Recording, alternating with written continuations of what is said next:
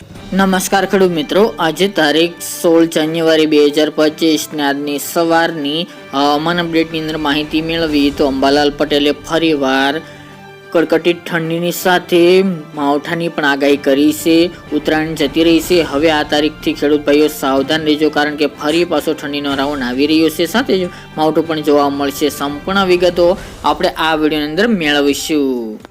ખેતરમાં તો આ ફૂગજન્ય રોગોએ આતંક મચાવ્યો છે. મારા ખેતરમાં તો હજુ સુધી કોઈ રોગ આવ્યો નથી. તો શું તારું ખેતર પણ ફૂગજન્ય રોગોથી ઘેરાઈ જાય પછી જ સારવાર કરવી છે કે પછી એઝોનના 2 છંટકાવ કરવાના છે? ફૂગજન્ય રોગોથી સંપૂર્ણ સુરક્ષા, એઝોન સુરક્ષા. ખેતરમાં એઝોનની એન્ટ્રી એટલે ફૂગજન્ય રોગોની નો એન્ટ્રી. ખેડૂત ભાઈઓ ધાબળા, સ્વાલ, સ્વેટર પહેરીને તૈયાર રહેજો. 2 દિવસ દરમિયાન કાતિલ ઠંડી જોવા મળશે. અંબાલાલ પટેલે ફરીવાર ઠંડીને લઈને મોટી આગાહી કરી છે. ખાસ કરીને રાજ્યમાં ઉત્તરાયણ બાદ ઠંડીમાં રાહત મળી શકે છે. દક્ષિણ ગુજરાતમાં ન્યૂનતમ તાપમાન 20 ડિગ્રી સેલ્સિયસ રહેવાની પણ શક્યતાઓ છે. કચ્છ અને ઉત્તર ગુજરાતના કેટલાક ભાગોમાં ઠંડી રહી શકે છે, તો મધ્ય અને ઉત્તર ગુજરાતના અન્ય કેટલાક ભાગોની અંદર ન્યૂનતમ તાપમાન વધવાની પણ શક્યતાઓ દેખાઈ રહી છે.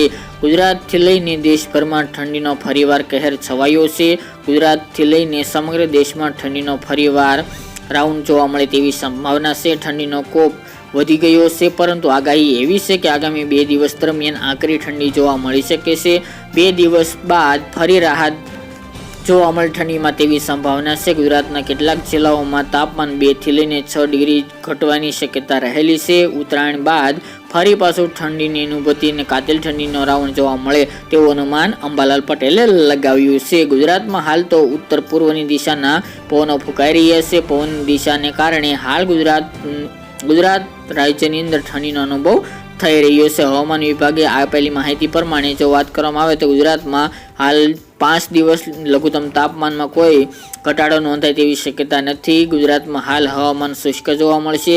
હાલ માવઠાની પણ હમણાં સંભાવના નથી. હવામાન વિભાગે આપેલા આંકડા પ્રમાણે નલિયામાં 6.8 ડિગ્રી લઘુત્તમ તાપમાન સૌથી નીચું નોંધાયું હતું. એ સિવાય અમદાવાદ હોય, ડીસા, રાજકોટ, ગાંધીનગર સહિતના ભાગોની અંદર 9 થી લઈને 11 ડિગ્રી આસપાસ તાપમાન જોવા મળી રહ્યું છે. આગામી 5 દિવસ હવામાન એકદમ સાવ ચોખ્ખું જોવા મળશે. આજથી લઘુત્તમ તાપમાન ફરીથી 2 થી 3 ડિગ્રી ઘટવાની પણ સંભાવના દેખાઈ રહી છે, જેના કારણે ઠંડીનું જોર વધી શકે છે. ગુજરાતમાં હાલ તો ઉત્તર પૂર્વની દિશાના પવનો ફૂંકાઈ રહ્યા છે, જેના કારણે ફરીવાર ઠંડીમાં વધારો થાય તેવી સંભાવના રહેલી છે.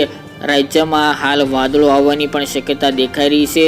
અંબાલાલ પટેલે વધુમાં જણાવ્યું હતું કે તાપમાન એટલું બધું નહીં વધે કે દિવસમાં તો હાલ કોઈ તડકાની કે ગરમીની અનુભૂતિ નહીં જોવા મળે, પરંતુ આ ચોક્કસપણે ગુજરાતમાં હળવી ઠંડીથી લઈને મધ્યમ ઠંડી જોવા મળશે. કચ્છ અને ઉત્તર ગુજરાતની અંદર ઠંડીનું પ્રમાણ વધી શકે છે. આ સાથે જ એક માવઠું થવાની પણ શક્યતાઓ છે. કદાચ 18 થી લઈને 23 જાન્યુઆરી વચ્ચે એક માવઠું થાય તેવી સંભાવના રહેલી છે.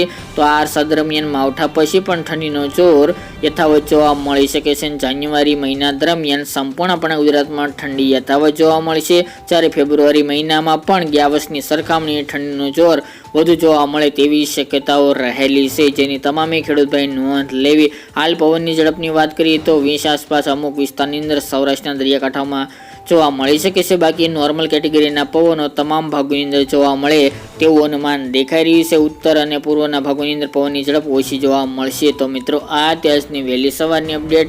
ફરી એક નવા વિડીયો સાથે મળીશું. આજ માટે આટલું જ.